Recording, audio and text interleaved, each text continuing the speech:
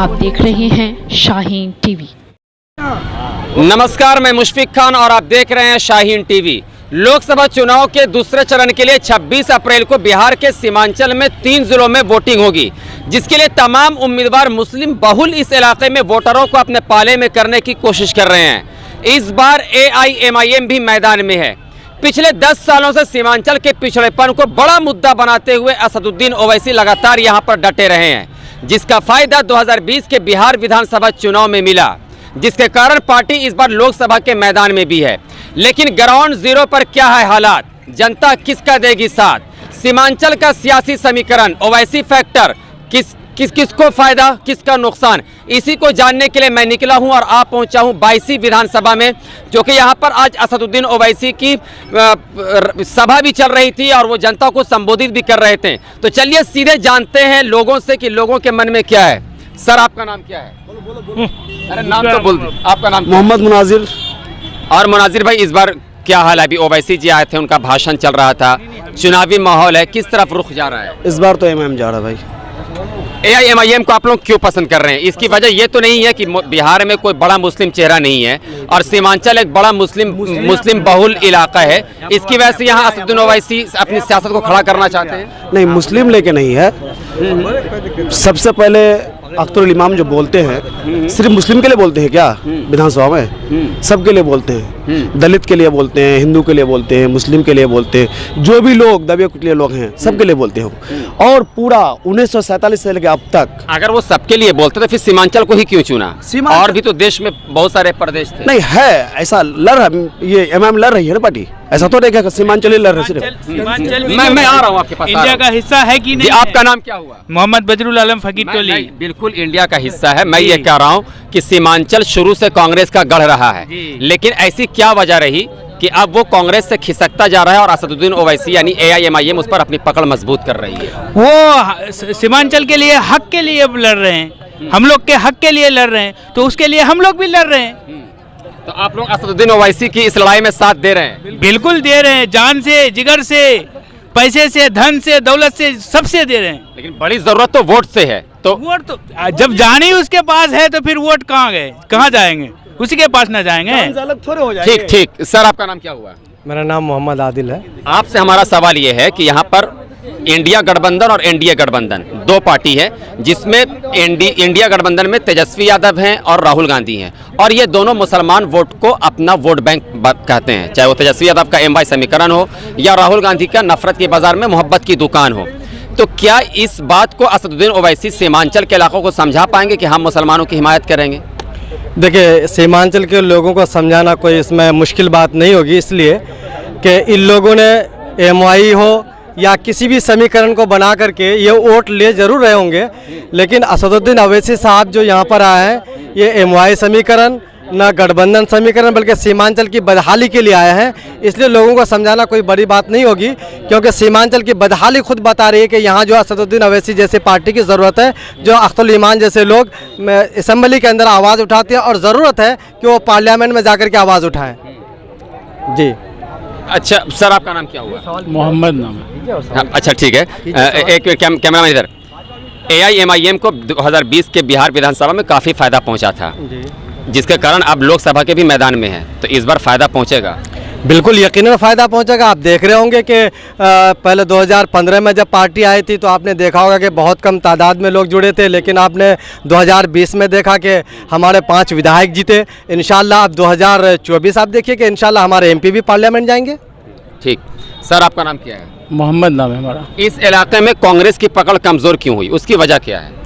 इस इलाके में कांग्रेस की पकड़ कमज़ोर होने की वजह है कि कांग्रेस जो है हमको इस्तेमाल करता रहा अब तक जो हमको कांग्रेस इस्तेमाल करता रहा, और इस बात का डर और भय दिखाकर कि कहीं सेंट्रल में BJP सरकार आपके खिलाफ कोई आपका बिल या कोई कानून पास ना कर ले। और हमारे बुजुर्गों ने जो है शुरू से आखिर अब तक जो है कांग्रेस को सपोर्ट करते हुए आए। अगर कोई बिल पास भी होगी तो असदुद्दीन ओवैसी हैं, वो कहते हैं कि हम वो तो तय है चुनाव जीत जाते हैं। एक उनके साथ पिछली बार आ गए थे इम्तियाज़ जलील औरंगाबाद महाराष्ट्र से, इस बार चले जाएंगे अगर जीत जाते हैं तो अख्तरुल ईमान। तो क्या 3 लोग मिलकर किसी बिल के खिलाफ लड़ सकते हैं, उसको रुकवा सकते हैं? इंशाल्लाह जरूर कर सकते हैं। आवाज़ तो उठा सकते हैं, कम से कम आवाज़ तो उठा सकते हैं। आप यही देखिए कि असेंबली इलेक्शन के बाद जब विधानसभा में आवाज़ उठाने वाला कौन था? अभी जो सीमांचल की आवाज़ को उठाए विधानसभा में, पटना विधानसभा में, इस आवाज़ को कौन उठाया? अख्तरुल ईमान ने, एक शेर, अकेला शेर वो उठाया आवाज़। और ये 4 जो गए हमारे छोड़ करके ना, ये 4 में से एक ऐसा था जो 24 घंटा रंजीगंधा खाता है, बोला कि हमको बोलने का मौका नहीं मिला। कौन कौन नाम बता है कोई ऐसा हमारा? ठीक। हाँ, तो जिस तरह से कांग्रेस दावा करती है मुसलमान के वोटरों पर, आरजेडी भी दावा करती है, तो क्या उसको तोड़ने में कामयाब हो रही है एआईएमआईएम? उस पर लोगों का भरोसा 100%। आपका नाम क्या है सर? अफसर रजा नाम है मेरा। आप एक युवा हैं। कांग्रेस जिस तरह से दावा करती है मुस्लिम वोटरों पे, आरजेडी भी करती है, तो क्या एआईएमआईएम उसको तोड़ने में सक्षम हो रही है? और क्या युवाओं को, घर की महिलाओं को, लोगों को ये बात समझा पा रही है, उसमें कामयाबी मिल रही है? बिल्कुल, ऑब्वियसली एमआईएम समझा पा रही है कि हम आपके हक और हुकूक की बात करते हैं तो वोट हमें ही चाहिए। और ये राजद और जितने भी कांग्रेस हैं, जितने भी महागठबंधन के लोग हैं, इन्होंने कभी हमारे हक और हुकूक की बात नहीं की। हमारा वोट लेके ये सत्ते की मलाई खाया है, हमारे लिए कोई भी काम नहीं किया है। अगर आप बात करें तो सीमांचल काफ़ी बदहाल इलाका है। पटना में 5-5 किलोमीटर के दायरे में पुल बन जाता है महानंदी गंगा नदी के किनारे में, हमारे यहाँ अब तक खारी पुल नहीं बन पाया है। ये बोलिए, ये हमारी नाकामी है, किसकी नाकामी? पुल ना बनना, सड़क ना बनना युवाओं के लिए कितना बड़ा रोड़ा है? युवाओं के लिए बहुत बड़ा रोड़ा है। सिर्फ पुल ही नहीं, हम पढ़े लिखे लोग हैं, पढ़ने लिखने के बावजूद भी हमें प्लान करना पड़ता है रोज़गार के लिए। तो हम युवाओं के लिए रोज़गार भी बहुत बड़ा मसला है और यहाँ के इलाके की बदहाली भी बहुत बड़ा इशू है। तो मैं चाहता हूँ कि इस इलाके की बदहाली, रोज़गार और हमारे हक और हुकूक की अगर कोई बात करते हैं तो वो बैरिस्टर असदुद्दीन ओवैसी है। 70 साल के बाद अब तक बदहाली की बड़ी वजह क्या रही है? वो कुछ 2 वजह मुझे बताइए। देखिए, बदहाली की सबसे बड़ी वजह ये है कि पॉलिटिकल एम्पावरमेंट नहीं है हमारे लोगों में। यहाँ के लोग चुन के तो जाते हैं, जीत के तो जाते हैं, जीत के जाने के बाद लालू, नीतीश और कांग्रेस के बड़े नेताओं की जूतियाँ सीधी करने में लगते हैं। यहाँ के इलाके की बदहाली की बात नहीं करते हैं वो। ये एक बड़ी वजह हो सकती है। अच्छा, शिक्षा को, स्वास्थ्य को, इन सब समस्याओं को किस तरह से आप देखते हैं सीमांचल के अंदर? देखिए, इन जितनी भी शिक्षा और स्वास्थ्य के बारे में आप बात कर रहे हैं, ज़मीनी स्तर पे बिल्कुल लूल है, कोई काम नहीं हुआ है। आप हॉस्पिटल को चले जाइए, आपको इमरजेंसी में डॉक्टर नहीं मिलेगा, आपसे कोई बात करने को रेडी नहीं रहेगा कि भाई बंदा प्रॉब्लम में आया है तो हम इनसे बात करें। आपको कोई सामने में नहीं आएगा, इलाज नहीं होगी, हॉस्पिटल नहीं है। आप इलाके में देखिए, हॉस्पिटल तो बना हुआ है, इंफ्रास्ट्रक्चर है, डॉक्टर्स नहीं है, वहाँ बकरियाँ और कुत्ते बिल्ली जाके पड़े रहते हैं। आप ये युवा हैं, बात भी बड़ा कायदे से कर रहे हैं, अपनी बात को भी तरीके से रख रहे हैं। मुझे मज़ा भी आ रहा बात करने में, क्योंकि बहुत कम ऐसे मिल पाते हैं। तो आप मुझे एक बात का ये जवाब दीजिए कि ये जो 70 साल में अब तक बदहाली रही, सड़क की, पुल की, पुलिया की, शिक्षा की, स्वास्थ्य की, तो कहीं ना कहीं इसमें नेता ही सिर्फ दोषी है या पब्लिक भी दोषी है? देखिए, पब्लिक को तो हम दोषी नहीं मान सकते हैं, क्योंकि इन नेताओं ने पब्लिक का भरोसा जीता है और कहा है कि नहीं, हम आपके इलाके की बदहाली को दूर करेंगे, लिहाजा आप हमको वोट करें। तो मैं नहीं मान सकता हूं कि यहाँ की पब्लिक में कोई कमी होगी। इन नेताओं की बेईमानी है, ये कामचोर हैं, ये लोग इन लोगों को काम करना नहीं आता है, काम करना नहीं चाहता है, इसीलिए यहाँ अभी तक बदहाल है ये इलाका। अख्तरुल ईमान पे भरोसा है? अख्तरुल ईमान पे हम भरोसा कर सकते हैं। अगर वो हमारी उम्मीदों पे नहीं उतरता है तो हम युवाओं में इतनी ताकत है, उसके गिरेबान को पकड़ के सवाल पूछ सकते हैं, काम करवाएंगे। इस बार किसके ऊपर भरोसा जता रहे हैं? नहीं, हम अख्तरुल ईमान के ऊपर में अपना मुकम्मल एतमाद जता रहे हैं कि उम्मीद है कि वो हमारे इलाके की बात करेंगे और विकास का काम करेंगे। अगर नहीं करेंगे तो मैं आपको बोल दिया हूँ, हमारे अंदर इतनी ताकत है, हम उसके गिरेबान को पकड़ सकते हैं। मतलब फिर जब दोबारा आएंगे तो उनको मैं इसका जवाब। आपका नाम क्या है? मेरा नाम मंसूर आलम है जी। तो इस बार सीमांचल में कौन मजबूत? तीर, लालटेन, यानी कि कांग्रेस है यहाँ पे, पंजा या पतंग? देखिए, हम लोग तो वोट सबको दिया है, सबको देखा है, लेकिन कोई आज तक काम नहीं किया है। आरजेडी को भी जिताए हैं, उसके बाद कांग्रेस को भी जिताए हैं, उसके बाद जो है तीर छाप को भी जिताए हैं, लेकिन कोई यहाँ का जो है, यहाँ पे जो है सुगवा माननपुर बहुत गरीबी रेखा आता है।